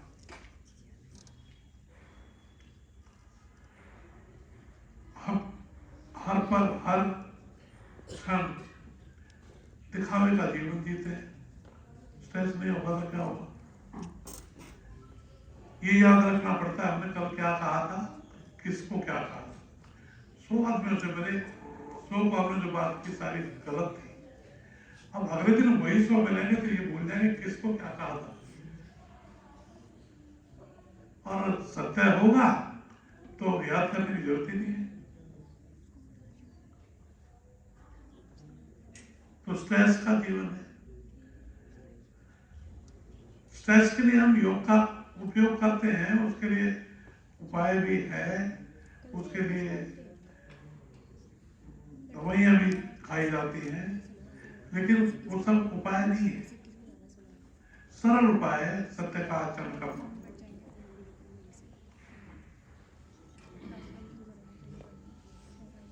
और एलोपैथी का प्रयोग करके हम जो जीवन जी रहे हैं, ग्लैक्सो इंडिया की 85 की रिपोर्ट थी कि हमारी औषधियों का केवल 1/3 काम करता है, 1/3 रोगियों पे। उन्होंने आयुर्वेद पढ़ा नहीं। कोई वातपित्त कफ के अनुसार आपकी औषधि तीनों के लिए तो काम नहीं करेगी, एक पे तो करेगी। हमारे यहाँ अगर वात की वजह से सिर में दर्द है तो उसका अलग नुस्खा है, पित्त की वजह से सिर में दर्द है उसका अलग नुस्खा है, कफ की वजह से सिर में दर्द है तो उसका अलग नुस्खा है। तीनों के अलग नुस्खे होने से अलग दवाई होगी। और अगर एक जिसकी वजह से सर में दर्द है वो नहीं दिया, दूसरे देंगे तो बढ़ेगा उससे, ठीक कैसे होगा? आयुर्वेद का अगर सही अनुपात, सही मात्रा ले तो प्रयोग वो विकार उत्पन्न नहीं करता। जो तो एलोपैथी में साइड इफेक्ट है, आयुर्वेद जो दे रहा है उसी को नहीं पता कि इसका साइड इफेक्ट भी है। फिर जो साइड इफेक्ट परीक्षण के समय नोट कर लिए थे वो तो लिख दिए उन्होंने, बाकी बाद में कितने हो रहे हैं उनका नहीं पता। जब हो जाता है तब पता लगता है कि इससे ये भी होता है। पेनिसिलिन वगैरह जो थी ना बंद कर दी गई, पहले बहुत उपयोग में थी, अब उनके साइड इफेक्ट का पता लग रहा। तो बंद कर दिया। ये आज जो निरापद औषधि चिकित्सा भी है वो आयुर्वेद है, इसलिए आयुर्वेद का, और जहाँ आयुर्वेद के साथ में हम योग का भी प्रयोग कर रहे हैं, आयुर्वेदिक पंचकर्म, यौगिक षटकर्म, आसन प्राणायाम आदि उनका मिला के हम वो करेंगे तो वही समन्वित चिकित्सा पद्धति आज चाहिए, और उसके माध्यम से हम बहुत कुछ अपने समाज को स्वस्थ रख सकते हैं। उसी उद्देश्य को लेकर के कॉन्फ्रेंस का आयोजन किया गया है। बहुत रेलेवेंट आज के संदर्भ में टॉपिक रखा है, तो इस अवसर पर मैं अर्पण और शिवम दोनों को बधाई देता हूँ जो उन्होंने ये आयोजन किया, और इस कैंपस के डायरेक्टर जिन्होंने सहयोग किया है आदरणीय पंडित जी, और माननीय कुलपति जी जिनके निर्देशन में यहाँ काम चल रहा है, उन सबको इस आयोजन के उपलक्ष्य में बधाई देता हूँ, और ये समझता हूँ कि इस प्रकार के आयोजन करके हम अपना योग और आयुर्वेद के क्षेत्र में आगे लोगों को और दिशा निर्देश कर पाएंगे, और जो कर रहे हैं वो भी उसी दिशा में हम जा रहे हैं जहाँ समाज का भला हो। हम केवल डिग्री लेके समाज में जाएं, समाज में हम इस रूप से भी समाज का भला कर सकते हैं। बहुत बहुत शुभकामनाएं। ओम शांति। गुरु जी मुझे बोलने नहीं दे रहे थे अपने विषय में, और आए तो बोले ठीक है हम जाओ, तो वहीं से मैं बात शुरू करूंगा। आप सभी ने सुना ही, मुझे लगता है कि अगर शब्दों की सीमा छोड़ दी जाए तो आप कई वर्षों तक भी सुने तो ज्ञान की कोई कमी नहीं है। मैं एक बार एक लेक्चर सुन रहा था, और पतंजलि का नाम पातंजलि योग सूत्र क्यों है, इसी विषय पे तकरीबन 2.5 घंटे लेक्चर चला था। तो मुझे ये अनुभव है कि सिर्फ एक शब्द पतंजलि है कि पातंजल है, इस पे ही एक बड़ा लेक्चर पूरा किया जा सकता है, और ये मैं पहली बार ही जाना था। मैंने कई सारे विद्वानों को सुना, परंतु ईश्वर भारद्वाज गुरु जी जैसा विद्वान मुझे लगता है कि न भूतो न भविष्यति वाली सीमा को फॉलो करता है। एक बार जोरदार तालियां आ रही हैं ईश्वर भारद्वाज के लिए। हम सभी बहुत भाग्यशाली हैं। मुझे लगता है आज के 40 साल बाद जब मैं 70 साल का होऊंगा तो मैं ये बताया करूंगा कि मुझे बड़ा गौरव प्राप्त था कि हम उनके शिष्य रहे हैं, और मैं फिर अपने उन समय के योग के लोगों को बताऊंगा कि हाँ हमने उस मंच की जो है वो उस पर मतलब वक्तव्य जारी किया था, सर को आमंत्रित किया था। ये मेरा कहीं ना कहीं मुझे लगता है सौभाग्य है। अब अगली कड़ी में मैं कुछ कार्यक्रम को हम लोग आदरणीय वीसी सर को सुनेंगे। उसके पहले मैं चाहता हूं कि कुछ सम्मान समारोह क्रम चलेगा, कुछ फोटोग्राफी का सेशंस कर लेते हैं। इसके बाद हम लोगों को टेक्निकली शुरू होना है 2 बजे से, टेक्निकल सेशन 2 बजे से शुरू होगा। उसके पूर्व वक्त में भोजन का कार्यक्रम चलेगा, उसके पूर्व वक्त में हम लोग फोटोग्राफी सेशंस करेंगे, और उसके पूर्व वक्त में लोग सम्मान समारोह करेंगे। ये दोनों वाइस वर्सा चल सकता है, तो मैं उल्टे तरीके से बताया, मैं आपको सीधा बताता हूँ। मैं आमंत्रित करता हूँ अपने कल्चरल प्रोग्राम की पहले ग्रुप की बच्चियों को जो फर्स्ट ईयर की हैं, पहली बार मंच पे परफॉर्म कर रही हैं पहाड़ी नृत्य। एक बार जोरदार तालियां बजाइए इनके लिए। काफी देरी से मेरे पास ये संदेश आ रहा था कि कपड़े पहन के बैठा रहना बड़ा कठिन है, और सुबह से हम लोगों ने कुछ भोजन नहीं किया। कृपया करके हमें आदेशित कीजिए कि हम लोग मुक्त हुए यहाँ से। मैंने कहा नहीं, आप लोग आइए, आप लोग आके यहीं खड़े हो जाएंगे तो भी फोटो हो जाएगा, पीछे खड़े हो जाइए, आगे आ जाओ।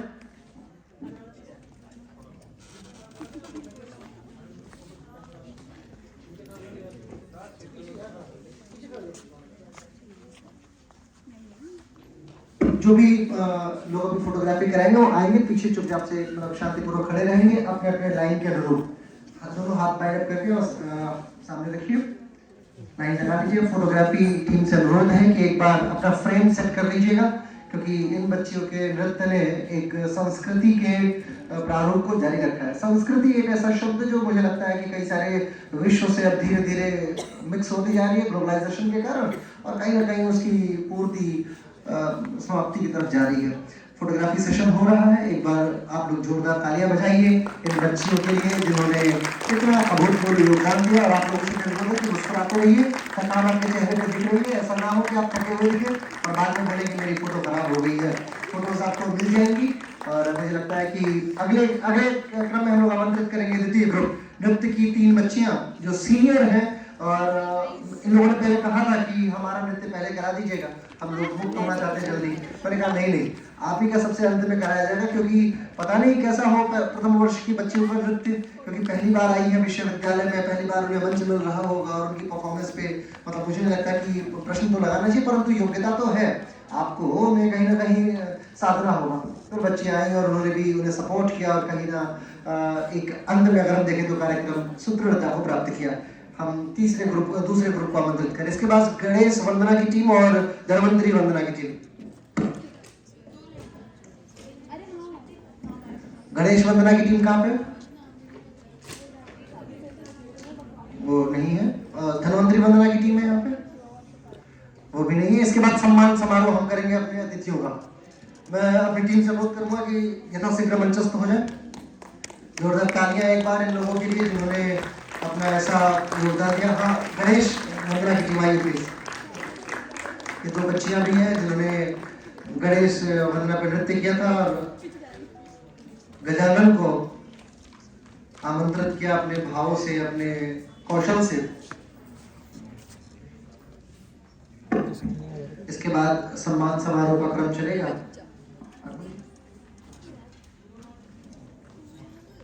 लेकर आइए, वो तो गई 4 फोटो लोगे क्या एक दिन की? जा रही है। चलिए अब क्षण है हमारे अतिथियों के सत्कार का। इसके उपरांत भोजन का कार्यक्रम चलेगा। मैं सर्वप्रथम अनुरोध करूंगा परम आदरणीय ईश्वर भारद्वाज सर से कि आप आदरणीय वाइस चांसलर सर का सम्मान करें। मैं अनुरोध करता हूं अपनी टीम से कि आप सर के लिए मोमेंटो साथ में रुद्राक्ष की माला, महादेव की प्रतिकीर्ति मूर्ति लेके आए और आदरणीय ईश्वर भारद्वाज सर को दे। आदरणीय वाइस चांसलर सर का सम्मान होगा। जोरदार तालियों से आप स्वागत कीजिएगा जब ये कार्यक्रम चलेगा तो। और मैं आप सभी लोगों से अनुरोध करूंगा कि आप लोग इस ऐतिहासिक पल के मुझे लगता है साक्षात्कार कर सकते हैं। और ये पल ऐसा है जो निसंदेह योग के इतिहास में स्वर्णिम अक्षरों से अंकित किया जा रहा है। रुद्राक्ष की माला भेंट कर रहे हैं परम आदरणीय ईश्वर भारद्वाज सर और ये चीफ गेस्ट का मोमेंटो अष्टांग योगालय के द्वारा प्रतिपूर्त किया जा रहा है। साथ ही मैं अनुरोध करूंगा अपनी टीम से कि आदरणीय जो और एक बड़ी शील्ड एक, हाँ ये सर एक हमारे प्रधानमंत्री जी की जो मूर्ति है,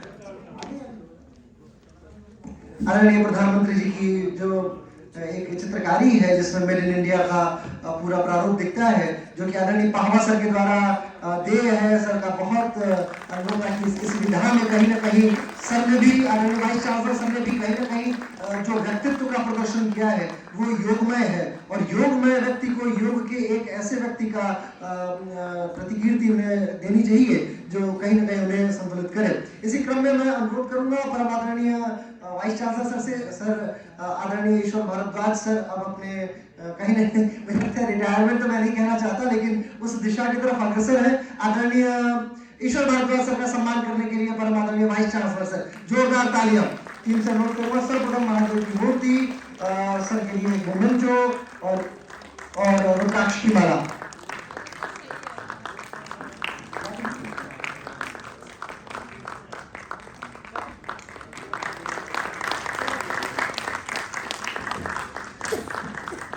साथ में वो एक ठीक है। अब इसी क्रम में मैं अनुरोध करूंगा, मोमेंटो भी दे दीजिए, मोमेंटो, हाँ प्लीज सर, एक मोमेंटो रहेगी। और एक चेन भी सर को दी जा रही है आदरणीय पाहवा सर के द्वारा। सर ने कहा कि अब हम लोग जिस विधा को हम लोग आगे लेके चल रहे हैं उसमें ये एक मानक है जो सम्मान के तौर पे दिया जाता रहा है, एक अति विशिष्ट विधा और वैधानिक और सांस्कृतिक विरासत के रूप में। तो ऐसे क्रम में परमादरणीय पाहवा सर को भी मैं आमंत्रित करता हूँ, सर आए और अपने कमलों से आदरणीय ईश्वर भारद्वाज सर का सम्मान करें। जोरदार तालियां। ये अगेन एक ऐतिहासिक पल है। ये अभूतपूर्व कार्यक्रम हम लोग कर रहे हैं। इस दिशा में हम लोग अगले कड़ी में मैं अनुरोध करूंगा अपनी टीम से कि आप मोमेंटोस प्रेजेंट करना शुरू कीजिए और साथ में रुद्राक्ष की माला और पटका आदरणीय विपिन कुमार पांडे सर का सत्कार होगा। विपिन कुमार पांडे सर, अगर आप थोड़ा सा मध्य में आ जाते तो ईश्वर भारद्वाज सर और वाइस चांसलर सर दोनों लोग मिलकर आपका सम्मान सत्कार करेंगे। आदरणीय विपिन कुमार पांडे सर।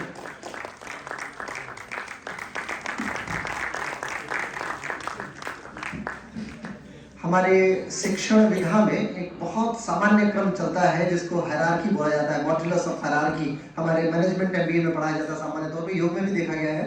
परंतु जो हायरार्की मॉड्यूल है वो इतना अभूतपूर्व योग में स्थापित हो चुका है जिसे हम किसी अन्य मॉड्यूल में उस तरीके से प्राप्त नहीं करते। हालांकि उसे बताया जाता है कि पाश्चात्य विद्वानों ने प्राप्त किया है। अनुरोध है आदरणीय विपिन कुमार पांडे सर जी।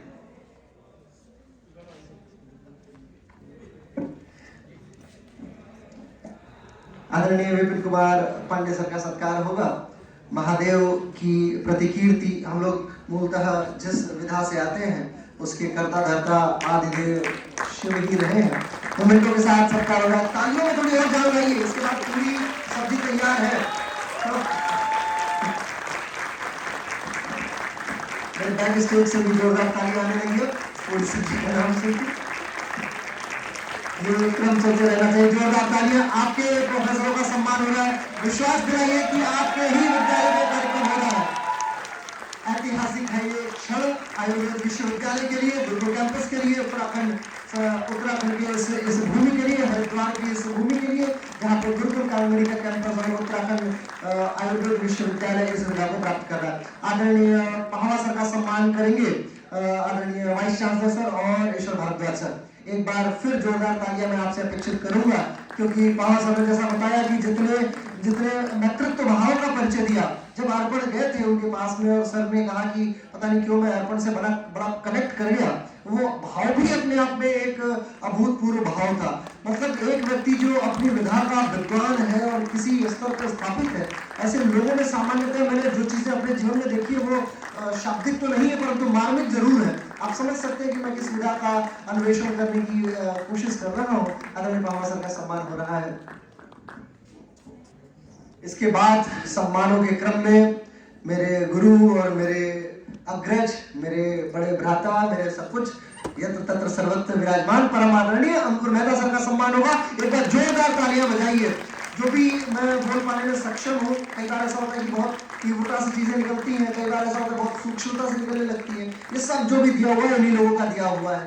आज मतलब मुझे लग रहा है आप सर की उम्र का अंदाजा भी नहीं लगा सकते, लेकिन मैं सन 2008, 9, 10 के समय में जब पढ़ाई किया करता था उस समय सर लोगों से ज्ञान प्राप्त हुआ है और आज की ये परिसीमा एक नई दिशा को, एक नए इतिहास को लिख रही है। पिछले 12 वर्षों से मैंने अपने लिए या इस माहौल को बनाने की जो कोशिश की है, अर्पण ने, मैंने, हम सभी ने बहुत सारा कार्य किया, परंतु आज पहली बार ऐसा मौका मिल रहा है जहाँ पे आदरणीय सर के साथ मंच साझा करने का सौभाग्य अर्पण को प्राप्त हो रहा है, मुझे भी प्राप्त हो रहा है और ये ऐतिहासिक है। फोटो वगैरह चलते ही सारी चीजें ठीक है, फोटो जरूर ले लीजिएगा क्योंकि ये ऐतिहासिक होता है। कार्यक्रम तो 4 दिन बाद 10 दिन बाद दिमाग से उतर जाएगा परंतु फोटो नहीं खराब होनी चाहिए, ये भी ऐतिहासिक होता है। आदरणीय अंकुर मेहता सर का सम्मान। जोरदार तालियां एक बार। मैं फिर आपको बता दूं कि पनीर की सब्जी भी बन रही है, एक बार और तालियां बजाइए जोरदार। अच्छी सब्जियों के नाम पे योग में मुझे लगता है लोगों को भूख नहीं लगनी चाहिए, परंतु ये भी सच है कि आप लोग BAMS के भी छात्र हैं। आदरणीय अंकुर मेहता सर का सम्मान हो रहा है और मेरा हृदय प्रफुल्लित है। अब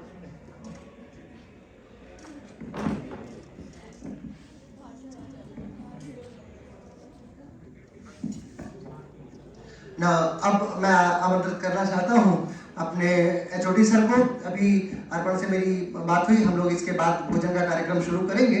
अब मैं आमंत्रित करना चाहता हूं उसके पूर्वज में आदरणीय अवधेश मिश्रा सर को। जोरदार तालियों के बीच में स्वागत कीजिए आदरणीय अवधेश मिश्रा सर को।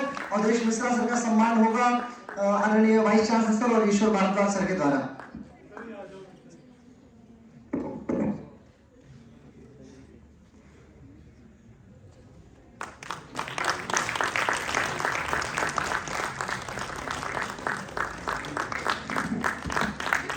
आदरणीय अवधेश मिश्रा सर का सम्मान हो रहा है। ये भी अभूतपूर्व घड़ी है।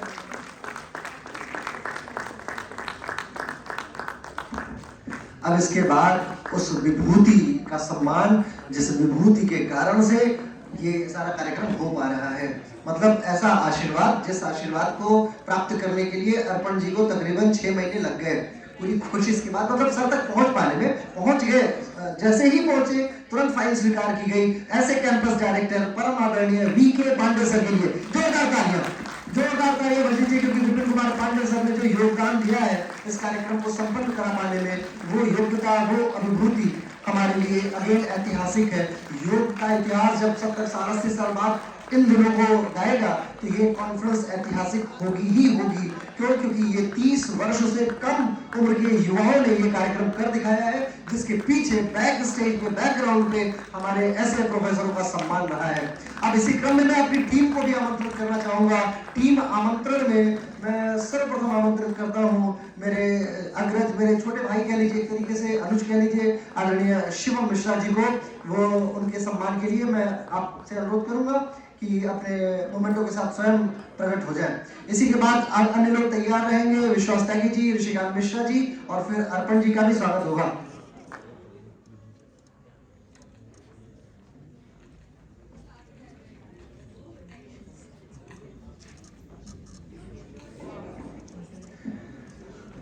शिवम मिश्रा जी का स्वागत हो रहा है। सहयोग की बात है कि हम दोनों लोग नाम साझा करते हैं। ये एक पता नहीं कैसी विधा है कि नाम साझा करते हुए मुझे बड़ा गौरव अनुभूति, बड़े गौरव की अनुभूति प्राप्त हो रही है। शिवम मिश्रा जी ज्वाइंट सेक्रेटरी हैं योग स्पोर्ट्स फाउंडेशन के, और आपके निर्देशन में बहुत सारे कार्यक्रम बहुत सरलता से हो जाते हैं। छोटी उम्र है परंतु कार्य करने की क्षमता, जोश बहुत सारा है। इसी क्रम में मैं आमंत्रित करता हूँ विश्वास त्यागी जी को। जोरदार तालियों से स्वागत कीजिए योग स्पोर्ट्स फाउंडेशन के नए ट्रेजरर विश्वास त्यागी जी का, जिन्होंने ऐसा योगदान दिया है संस्था में, जो संस्था अपने आप को नित्य नई ऊंचाइयों को प्राप्त कर रही है और तकरीबन 40 देशों में स्थापित हो चुकी है। दीप योग के लिए देखिए, दीप योग भी ऐतिहासिक ही है, दीप योग का क्रम भी बड़ा अभूतपूर्व होता है। विश्वास त्यागी जी के उपरांत मैं आमंत्रित करना चाहता हूँ ऋषिकांत मिश्रा जी को। एक बार जोरदार तालियों के साथ स्वागत कीजिए आदरणीय ऋषिकांत मिश्रा जी, मेरे छोटे भाई हैं और ये भी अभूतपूर्व योगदान देते रहे हैं हमेशा से। कार्यक्रम क्या है, इनके निर्देशन में नोएडा में गरीब बच्चों का स्कूल चलता है जिसका नाम उदार फाउंडेशन है, और तकरीबन 350 बच्चे उस स्कूल में फ्री पढ़ाई कर रहे हैं। आप सभी को दिख रहा होगा कि ये नए नए लड़के कैसे इतना कार्य कर ले रहे हैं, लेकिन आप यकीन मानिए कि इनके पास वो योग्यता है जिस योग्यता को हम, जो इसमें हमारी कोई वो नहीं है, हमारे गुरुओं ने जो दिया है वही सब हमारे पास है। इसके उपरांत मैं स्वयं को आमंत्रित करता हूँ कि मैं भी मेरे माध्यम से डॉक्टर शिवम मिश्रा, एसकेएम योग डायरेक्टर निदेशक, हांगजोई, वियतनाम और दुबई में जो अलग अलग जगह एसकेएम योग की शाखाओं के रूप में चल रहे हैं, और इस समय यहाँ पर मैं इसलिए बीच में आ गया। आप में से जो लोग शुरू से हैं उन्होंने देखा होगा कि शिवम टेबल्स भी लगा रहे थे, शिवम गुब्बारे भी बुला रहे थे, मंच सजावट में भी योगदान दे रहे थे, संचालन भी कर रहे थे, और अभी कल ही वियतनाम से आया ये सब कुछ साथ मिलकर, है ना। ये है योग का वास्तविक स्वरूप। योग कार्य है, कोई कार्य छोटा नहीं। योग कर्म से पर्सन की बात हो रही थी, बच्चे बहुत मेहनत कर रहे हैं, आप लोग इनके साथ हैं, और इनकी जो ऊर्जा है उसको दिशा गुरुओं की मिली हुई है। बहुत अच्छा भविष्य है, उज्जवल भविष्य। बहुत धन्यवाद। मैं आमंत्रित करना चाहता हूँ अपने अगले अध्यक्षीय, इस पूरे कार्यक्रम के अध्यक्षीय स्वरूप को प्रतिपूरित करने वाले श्रीमान अर्पण शर्मा जी। जोरदार तालियां अर्पण जी के लिए, क्योंकि पिछले 2 महीनों से ये लड़का मैं ध्यान से खाया। आपको बता रहा था मुझे कि मैं जब भी सर्टिफिकेट डिजाइन कर रहा था तो कभी मूवी देखता, फिर दिमाग में आता कि कैसे डिजाइन होगा, वो डिजाइन नहीं हो रहा था क्योंकि कोरल ड्रा चल नहीं रहा था। और तमाम चीजें, छोटी छोटी चीजें होती हैं, आप करेंगे तो आपको पता चलेगा। सारी चीजें इस अकेले लड़के ने कर दिखाई, और आज हम लोग ये कॉन्फ्रेंस जो है अगले मतलब आधा 50% तो हम लोग इसमें सक्सीड कर ही गए हैं। एक बार जोरदार तालियां। मैं अनुरोध करूंगा पूरी टीम से, एक बार आप सभी लोगों से। अब देखिए ये एक अल्टीमेट फोटोग्राफी है। मैं चाहता हूँ मेरे अध्यापकों से, गुरुजनों से, जो भी वीवीआईपी सीट पे बैठे हुए, आप सभी लोग एक बार मंच पे आ जाए। आप लोगों से सारे वीवीआईपी से जो मंचस्थ हैं, आप अपना स्थान ले लीजिए। हम लोग एक फोटो खींचने वाले हैं। आदरणीय ईश्वर सर, अनुरोध है कि अपना स्थान ले लीजिए। आदरणीय वाइस चांसलर सर, स्थान ले लीजिए। एक फोटो सभी लोग आएंगे, ये देखिएगा, 1 बाय 1 में आमंत्रित करूंगा। ऊपर आ जाए सर, ऊपर आ जाए सर, आप लोग ऊपर आ जाए जी। Sir doctor Rajiv sir, doctor Vedbhushan sir, सभी लोगों से अनुरोध है आप लोग मंचस्थ हो जाएं। इसके उपरांत जो बच्चे हैं हमारे वो नीचे आके खड़े हो जाओ। यहाँ पे जो भी ये व्हाइट ड्रेस वाले हो जो डॉक्टर बनोगे भविष्य में, आ जाओ सभी लोग आ जाओ। बाकी हमारी जो टीम है, जो कल की कमिटीज है, कल सर तकरीबन 21 कमेटी बनाई गई थी और 21 की 21 कमेटियां अभी भी कार्यरत हैं। पहले ये व्हाइट कॉलर लोग आएंगे नीचे, व्हाइट कॉलर्स लोग आ जाइए।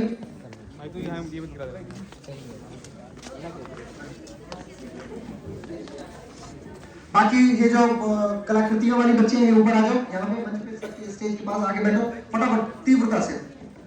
हमारी कमेटी जो भी कमेटी कार्य की है वो भी ऊपर आएंगे, किनारे खड़े हो जाइए जल्दी फटाफट क्विकली। ऐसा कीजिए कि फ्रेम, बृहद फ्रेम में आप लोग आए।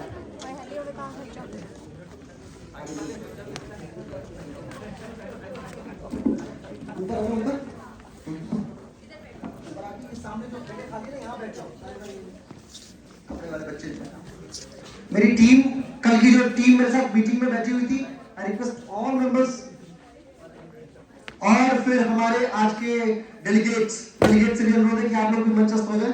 आप लोगों से भी अनुरोध है आप भी ऊपर आ जाइए, क्योंकि यही फोटो है जो पूरे भारत को रिसर्च की तरफ प्रेषित करेगी। मेरे डेलीगेट्स सर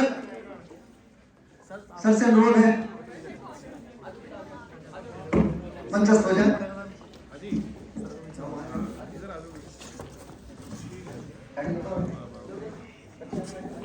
जो टीम है हमारी वो आगे बीच में बैठ जाएगी। सर आप लोग बिछा जाओ थोड़ा भैया। बाकी आप लोग जो भी बचे हुए हैं, बाकी लोग भी आ सकते हैं मंच के ऊपर। मैं रिक्वेस्ट करता हूँ, मैं बहुत सारे लोगों का नाम नहीं जानता हूँ, प्लीज रिक्वेस्ट है आपसे। 2 बच्चियां बाहर बैठी हुई है, पांडे जी अगर आप उन्हें बाहर वालों को बोल देंगे जो रिसेप्शन डेस्क पे बैठी हुई है उन्हें आमंत्रित कर लीजिए। सभी लोग मंच पे आ जाइए, ये एक ग्रुप फोटो है।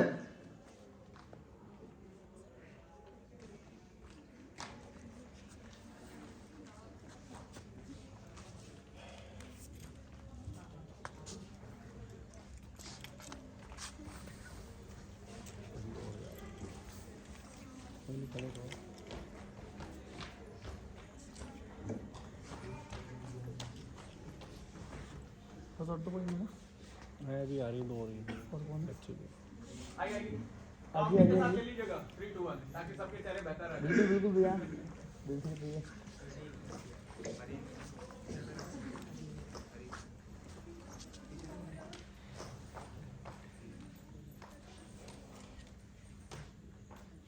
और तो कोई नहीं है, ठीक है। लोग देखिए सामने सारे, वेट वेट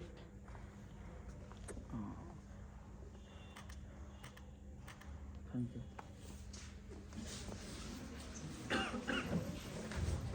बहुत आराम से स्थिरता पूर्वक नीचे उतरेंगे। हमारे अतिथि लोग पहले जाएंगे, प्रस्थान करेंगे, लेकिन एक फोटो और एक सर्टिफिकेट रह गया है। मिस्टर नवीन कुमार वर्मा सर, नवीन कुमार वर्मा सर का स्वागत होना रह गया था, प्लीज इनका भी स्वागत कर लें।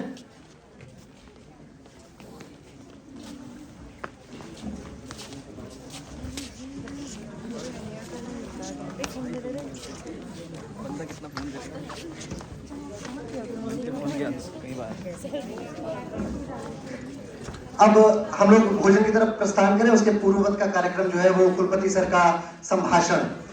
आप लोग अपने अपने स्थान पे विराजमान हो जाइए। वापस से देखिए, मैं आपको 2 बातें बता देना चाहता हूँ। पहली बात तो ये कि ये सौभाग्य है कि आज हम सभी के बीच में आदरणीय त्रिपाठी सर उपस्थित हैं, और दूसरा सौभाग्य ये है कि जिस रूप में उपस्थित है वो गार्जियन स्वरूप जिस शब्दों का अन्वेषण करेंगे वो ऐतिहासिक होने वाला है। तो जोरदार तालियों के साथ इनका स्वागत कीजिए परम विद्वान, परम आदरणीय, परम सम्मानित आदरणीय वाइस चांसलर सर।